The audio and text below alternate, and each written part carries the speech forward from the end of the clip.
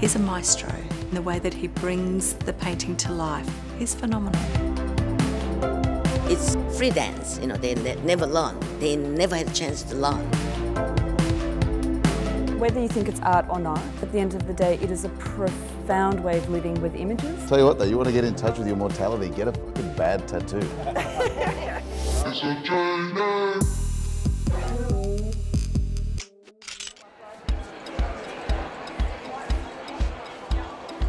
This is Adelaide's Tarnandy Art Fair. It brings together at least 40 art centres from all across the country, representing at least 200 Aboriginal and Torres Strait Islander artists. The works range from vibrant canvases from the APY lands to these central desert weavings and printed fabrics from Arnhem Land. Bernadette, where have you travelled from? We came from the top end, north of Darwin. We're from Tiwi Island. And is this one of your works? Yes, it's a meaning of a dragging net, a big dragging net.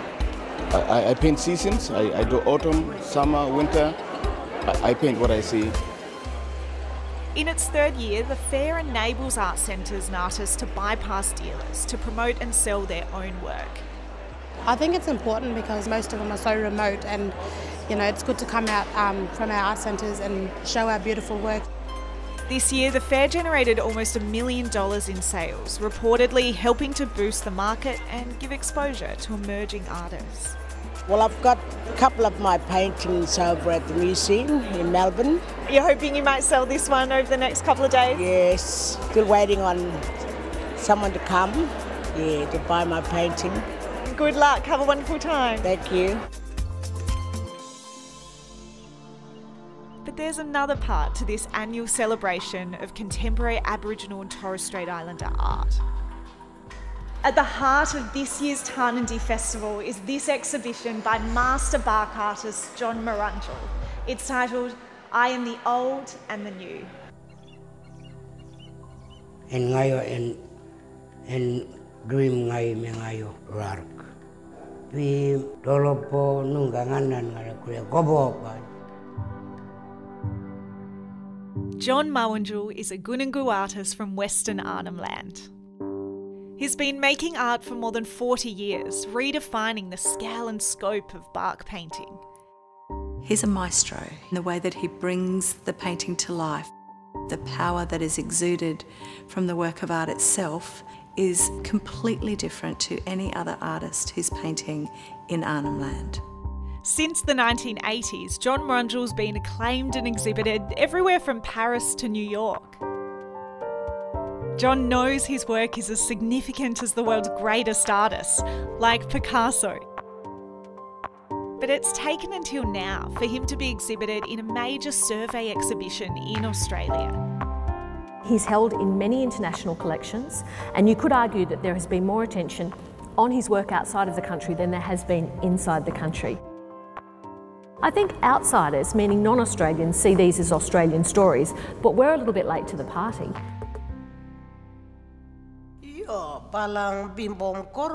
Yes, it's true, coming here you realise just how prolific my brother has been. So many paintings. The reason we paint in the style we do is because it connects us to the past, long ago. And it's a special technique that we own and produce. When you look at his brush that he uses, it's a plant that he's shredded down to 3 or 4 fine strands.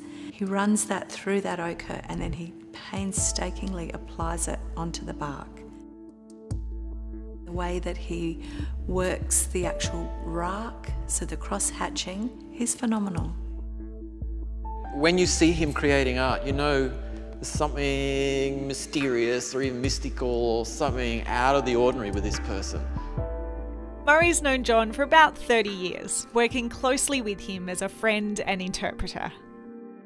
When he's producing a painting, he's focused and he's there doing the cross-hatching. And when he's finished it, he will sometimes take the painting up to the edge of the camp and put it against a tree. And he says, I stand back and I look at the painting to see if it has the shimmer, or what John says is, ancestral power. So some of the things that you will see depicted in the paintings are what we call jung.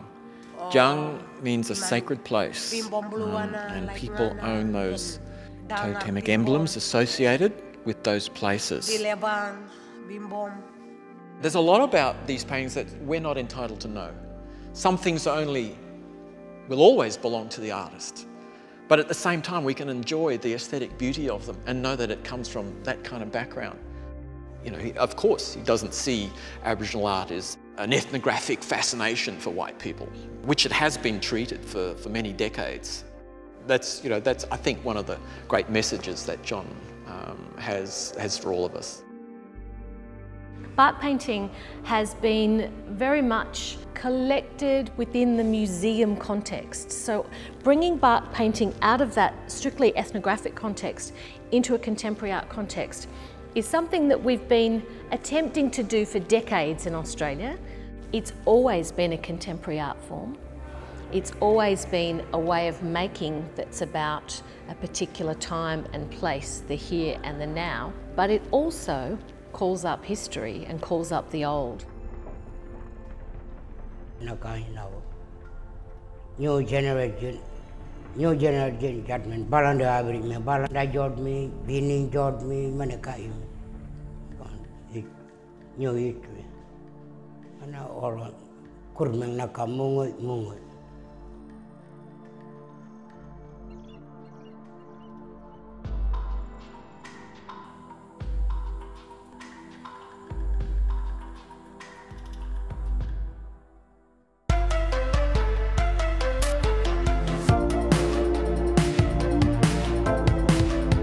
I've always been interested in how horror can deliver important messages. It's better than art. A very famous tattooer said to me once that art is a three-letter word for horse shit.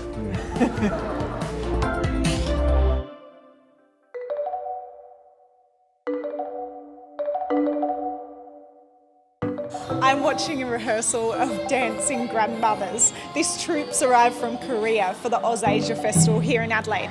It's clearly delightful, but there's also a bit more to it. 덩달아서 추는 거거든요. 그래서 몸이 제대로 움직여주는 대로고 그냥 저희가 추는 거예요. 어떤 특별한 특별한 약속된 것도 네. 없고 네. 배운 것도 없고 그냥 제 나름대로 제 나름대로 표현을 하는 거예요. It's free dance, they never learn. They never had a chance to learn. After Korean War, we were a very poor country, and then the government tried to say, work for food.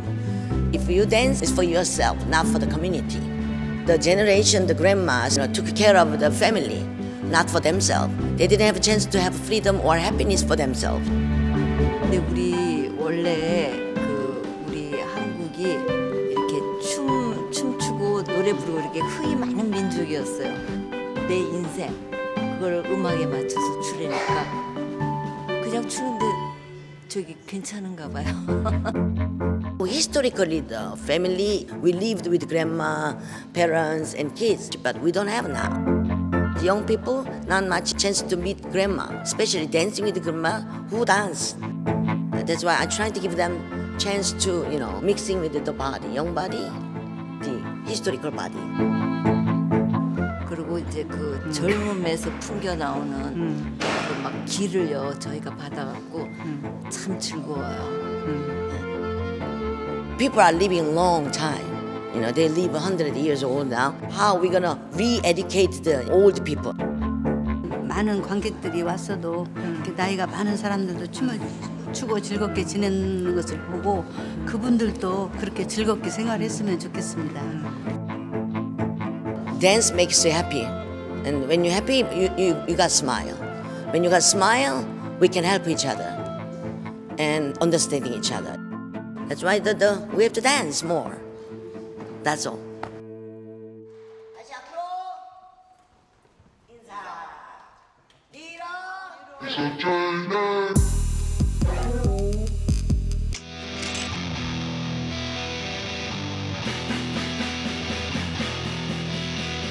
We put on corpse paint and stage blood and dress ourselves as monsters.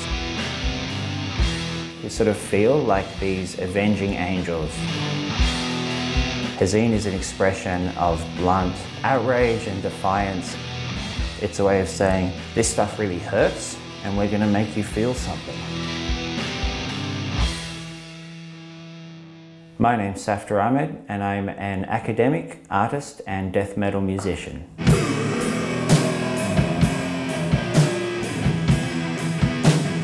Hazine is a band that I started with my dear friend John Mawurndjul. We play extreme metal music and the message is explicitly anti-racist. The defensive stance that many Muslims take isn't enough. For me as an artist, the best way to kind of attack is creatively, through satire and absurdism. So these are some of my zombie images, using the zombie to satirize Islamophobia. I make comics and cartoons. I like to produce zines. I've always been interested in how horror can deliver important messages. Even the most silly B-grade horror films were always kind of peeling away at the edges of society. There's always some popular fear or anxiety which is being manipulated. This is one of my favorites. Accursed infidels are good brain food. Speaking as an Australian Muslim and feeling the burn of all that type of Islamophobic rhetoric, I think heavy metal is a good outlet, and the zombie or the monster is a very good form for trying to express social marginalisation. For me as a kid, Frankenstein was really crucial to understanding the way monsters can work. The emotional hook are those scenes where the monster is sort of rejected. And I think that's something that you can relate to if you see yourself as an outsider. The monster is actually a figure of sympathy. It's not so much something to be feared. So this is the cake that we've made for the end of our Hazine performance. Often at the end of the gig, we invite the audience to destroy some sort of representation of Islamophobia. We've got a terrified person. This is the fear itself. In one of our previous concerts, we made a cake which was a Muslim zombie. So it's basically zombie brain eating that we kind of, are trying to spread around in a way. Maybe the form of expression that we're adopting isn't for everyone.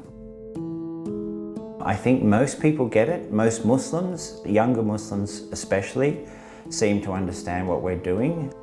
I think it's a little bit of a stretch sometimes for the older generation. My own dad doesn't really get the zombie artworks that I'm making and thinks that's really vulgar. I think the work itself, people see that it's satire most of the time. This is when we transform from normal people into zombies. Zombies, yeah. If people don't get death metal as a form of art, that's their problem. And I think that's part of the joy of that type of music and that type of underground culture. If everyone got it, I don't think it would work or be what it is today. On one hand, the monster is a figure of revulsion, but on the other hand, to be on the margins of society is also an advantage. You're seeing things that other people don't see, and there's a power in that. The monster, the outsider, the outcast, these aren't always negative things for those who walk that line. It's a way of forcing the audience, I guess, to come to the issue on our terms, to hopefully experience some of that blowback, some of that anger and some of that defiance.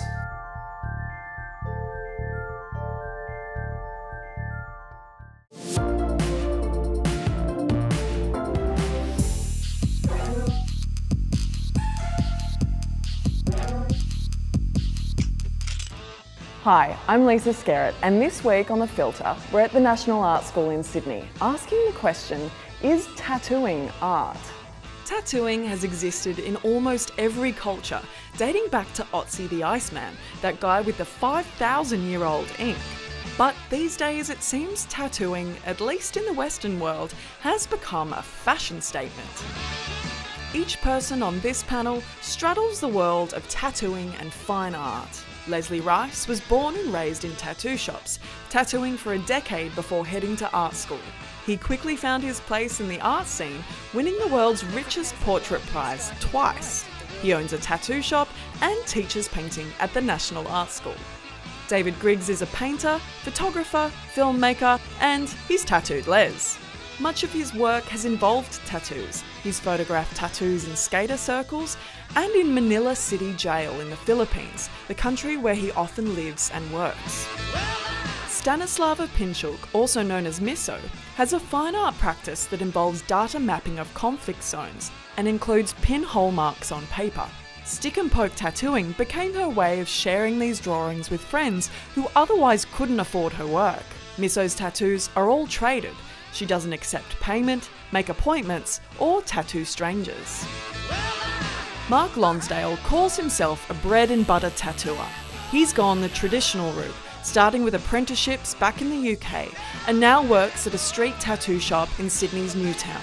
He also paints and draws on the side. Here in front of an audience at the National Art School in Sydney, we're kicking it off with one simple question. Is tattooing art? No.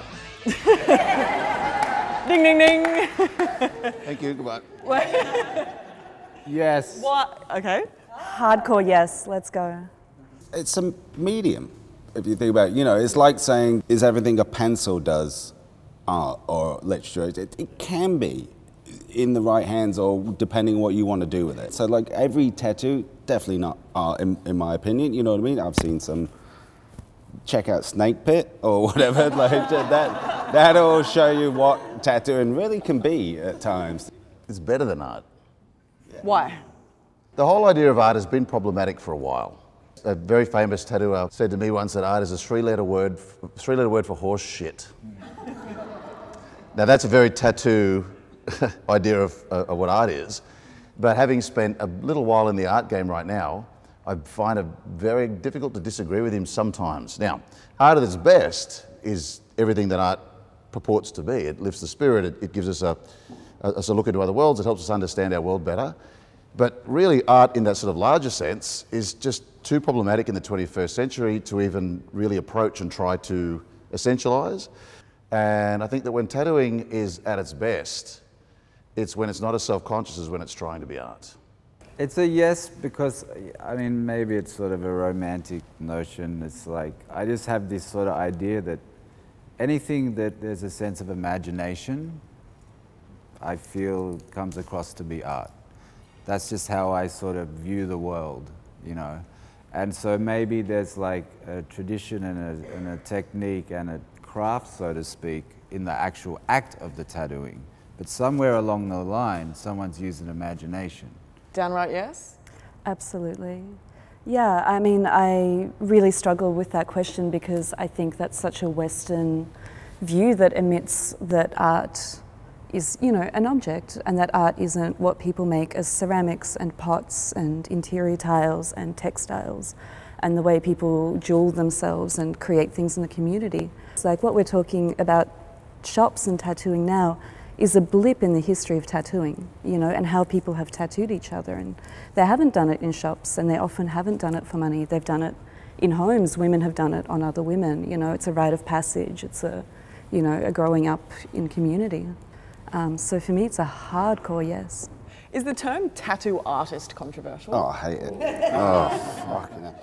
It's like saying, oh, I'm a paint artist, or I'm a sculpt artist. No, you're a painter, you're a sculptor, you're a tattooer. You know what I mean? It's just, a tattoo artist just makes my blood boil. Yeah, it's terrible. Do you call yourself a tattoo artist? No, but I do get a lot of write-ups that say artist and tattoo artist. Yeah. So I'm double the artist. Nice. Yeah. Two artists. Yeah.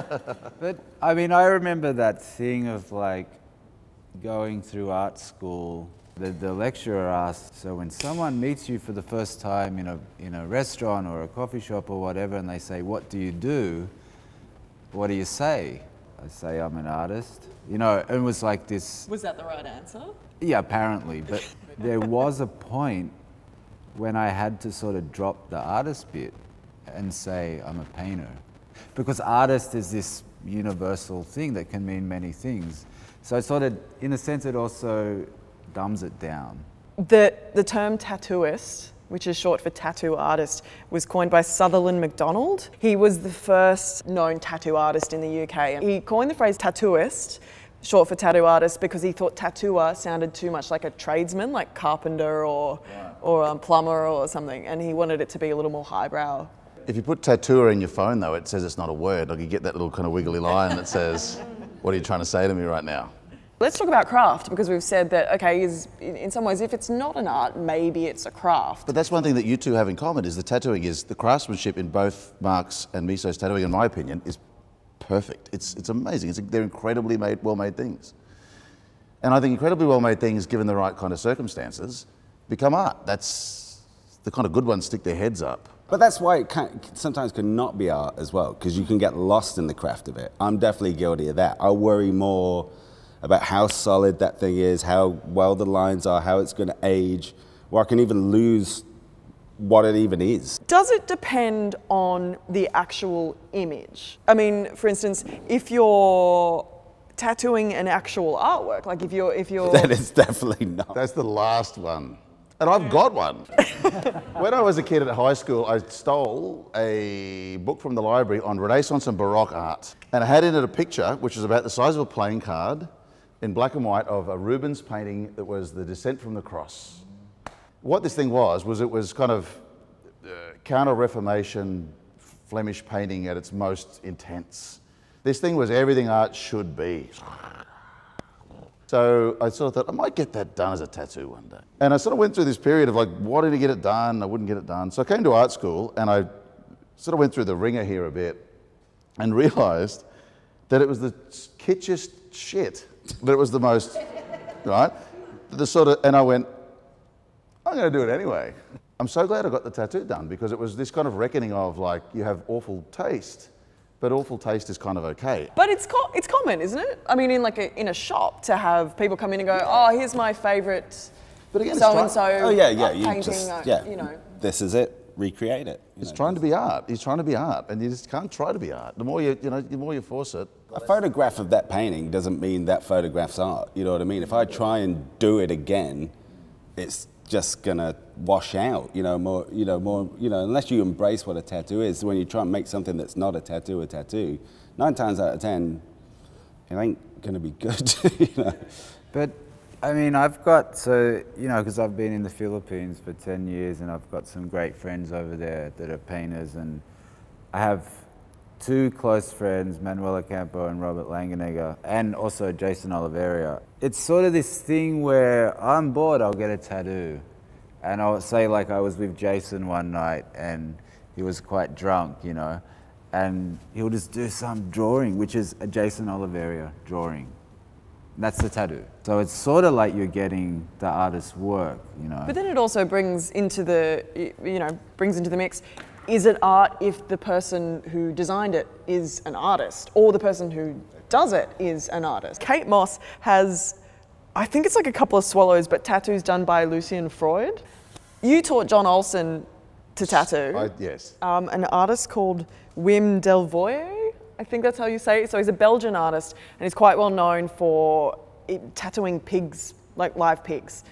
He has done this artwork on a man's back. The man's name's Tim Steiner, and he's agreed to, when he dies, have his back like flayed so the skin will be, displayed. This piece of art has been bought and sold at an auction, and part of the deal is that this Tim guy has to sit 3 times a year in an art gallery space. So he was at Mona, I think, in 2016. Can I ask, yes. Does that really irk you, that whole story? Not at all. Because it feels at the opposite end of what you do. No, not at all. It feels like a grand public... I mean, it's that thing, the guy's not fucking dead yet and his back's been sold. My God, I mean, like, room for everybody, Like, so much room and for diversity and different perspectives, But what I will say, I think, is whether you think it's art or not, I think at the end of the day, it is a profound way of living with images as like a creative person. And I really think that every artist, collector, curator, blah, blah, blah, needs to be tattooed at one point in their life. Yeah, well said. Because it is such an intense way to live with an image and reconcile yourself with an image. Changes your confidence as well, because you're just like, yeah, it's right, yeah. Even if it's not, you're like, no, this is right, this is fine, yeah, they'll like this. Yeah.